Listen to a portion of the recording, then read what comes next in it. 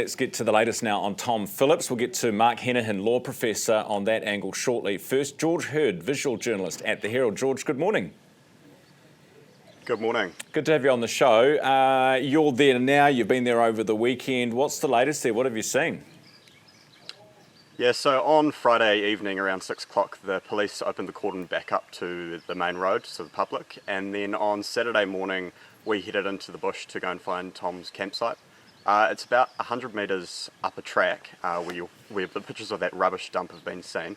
And another 100 metres further on from that, into the dense bush is where Tom has been hiding those quad bikes and that campsite. So it's very close to the main road.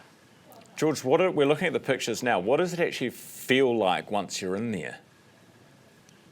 So it's very dense bush. It's very muddy. It's very slippery. In the rain, I can't imagine it'd be great fun in there at all. If you look up towards the canopy of the forest, I guess, you can't really see a hell of a lot. You can hear cars going past. Down on the bottom there is a stream of water running through it, so you can kind of get a sense of what it was like for the family to be in there. And quite steep too. I saw our reporter walking up and down. I mean, it's not exactly an easy place to get around. No, we were slipping around a lot, and I can imagine the family and the police even doing the scene examination were slipping around a lot as well. It was raining over the weekend and, raining through Friday as well. So yeah, it would have been very tough conditions in there. There was a lot of cut down trees as well that obviously the family had cut down to, make the living a little bit better, I don't know. And we were just kind of stunned how close it was from that main road and that you could hear the traffic coming past. The area is very common for pig hunters and hunters, so there would have been a lot of activity up on that track. Where it splits off is there's two ways that you can go. There's a bottom track and there's a top track, and the bottom track is where the Phillips family were hiding. So it's quite it would have been quite an active area. George, Tianga Road's now, the cordon has been lifted off the road. Is there any evidence or anything you could see that would suggest what actually happened there last week with the police and Tom Phillips? Yeah, so when we visited the scene on Friday night, there was still blood marks, stains on the road that they had used absorbent to put over it to clean that up. The scrapes in the bank where Tom had crashed his bike were also present still there. But apart from that and a few markings on the road, it's all basically wrapped up for now. For the town itself, what's the feeling there? What are the people feeling? Is it back to business as usual now or what? Yes, so it is the talk of the town at the moment. Even at the pub on Saturday night while the rugby was playing, everyone was still talking about it, wondering what had happened. There's people that still want to know more information about it. It is a very remote area. They don't have social media. They don't check the news that often. So, they still want to know more about it.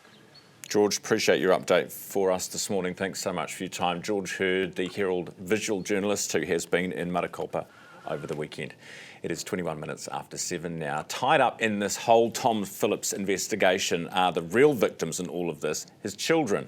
The investigation now moving into the next phase, but there are real concerns they'll be used as pawns to catch whoever helped their father. Mark Hennihan is a law professor who has concerns about this too, and he's with us this morning. Mark, good morning. Good morning, Ryan. What are you worried about here? Well, I'm worried that children are going to be made to feel responsible for kind of identifying people who may well have helped them in good faith. And it's not their responsibility. I mean, they've been through all the trauma. I think the focus on the children and the focus on the helpers, because we have to remember that when he went into the bush the second time, he abducted the children for 19 days beforehand, very little was done. It took months for anyone to do anything. So it was described as a family case. It's a case that, it's a family case, but it was a case where we should have asked, are these children safe? He'd already abducted them 19 days earlier. No one did anything. And now we're making the children responsible for identifying these people. I really think it needs a strong emphasis on an independent inquiry. Why were things done the way they were at the beginning? What were the orders of the court? I mean, why was the father able just to disappear? I see the police commissioner was cited in the weekend saying, well, he was the father. We couldn't really do much at that point. But he'd already taken them away for 19 days and created a big police investigation to try and find them, and he was charged with an offence, and that all seemed to fade away. So now we're saying the children, I just hope these children can get on with their life, the beautiful children get on with their life and not make them feel responsible, because if they do identify these people, then that'll be held against them by some people for the rest of their lives. So they're kind of damned if they do, damned if they don't, these poor children. They are. That's why I think we should try and there's enough evidence seems to be, if they want to find who's helped out, because I saw on the weekend there was evidence of various things people might have bought for them and various things they can identify. I just don't like the children. And if the children are going to be asked questions, I think they have to have safety nets there with them, because they, like you and I, don't have to answer questions. No one's required to answer. Do they need lawyers? Absolutely. I would think I would have a lawyer there with them in those situations so that they know the consequences of what they're doing. Because if they do answer questions and then they may be called as witnesses in the case, and that kind of makes them keep reliving the case and maybe feeling bad because these people probably helped them at the time in good faith.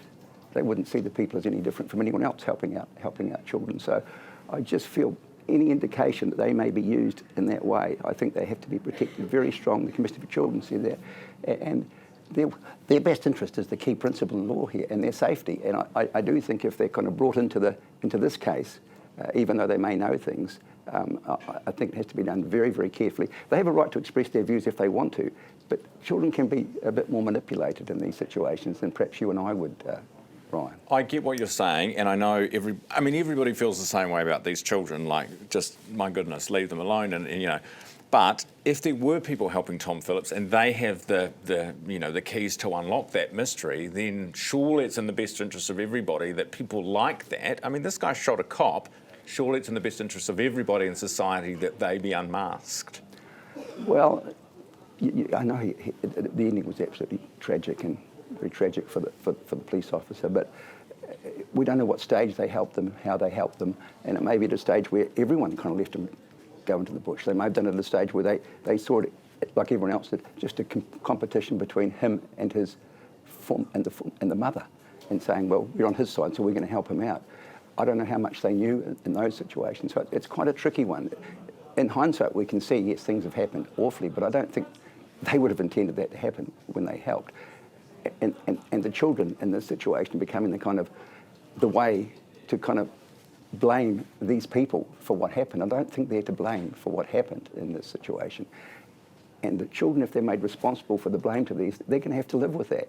Now, if they want to do that, that's fine, but I just want to make sure that they are carefully counselled, carefully looked after, so they know the consequences if they do talk about things like that. They may want to talk, it's their choice, but at the end of the day, I think the consequences, and children can easily be persuaded to do these things, and police have authority, and you need to do it in a way that's very sensitive, because I think we've learned in the past using children to get evidence on various things is a very risky business if it's not done highly professionally in a way that's safe, totally safe for these children. So that's what I'm really warning about in this situation. And we should be looking at other avenues as well to say, why did this happen?